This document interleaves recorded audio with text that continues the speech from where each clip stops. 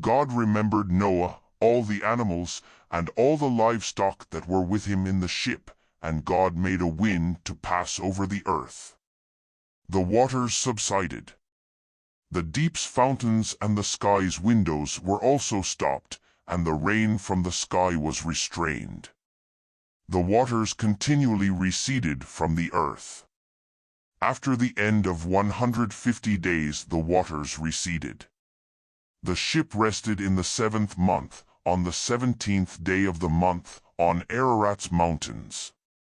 The waters receded continually until the 10th month. In the 10th month, on the 1st day of the month, the tops of the mountains were visible. At the end of 40 days, Noah opened the window of the ship which he had made, and he sent out a raven. It went back and forth, until the waters were dried up from the earth. He himself sent out a dove to see if the waters were abated from the surface of the ground, but the dove found no place to rest her foot, and she returned into the ship to him, for the waters were on the surface of the whole earth. He put out his hand, and took her, and brought her to him into the ship. He waited yet another 7 days, and again he sent the dove out of the ship. The dove came back to him at evening, and, behold, in her mouth was a freshly plucked olive leaf. So Noah knew that the waters were abated from the earth. He waited yet another 7 days, and sent out the dove, and she didn't return to him any more.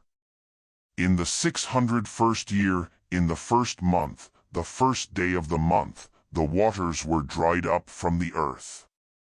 Noah removed the covering of the ship, and looked. He saw that the surface of the ground was dry. In the 2nd month, on the 27th day of the month, the earth was dry. God spoke to Noah, saying, "Go out of the ship, you, your wife, your sons, and your sons' wives with you. Bring out with you every living thing that is with you of all flesh, including birds, livestock, and every creeping thing that creeps on the earth, that they may breed abundantly in the earth, and be fruitful, and multiply on the earth." Noah went out, with his sons, his wife, and his sons' wives with him. Every animal, every creeping thing, and every bird, whatever moves on the earth, after their families, went out of the ship. Noah built an altar to the Lord, and took of every clean animal, and of every clean bird, and offered burnt offerings on the altar. The Lord smelled the pleasant aroma. The Lord said in his heart, "I will not again curse the ground any more for man's sake, because the imagination of man's heart is evil from his youth. I will never again strike every living thing, as I have done. While the earth remains, seed time and harvest, and cold and heat, and summer and winter, and day and night will not cease.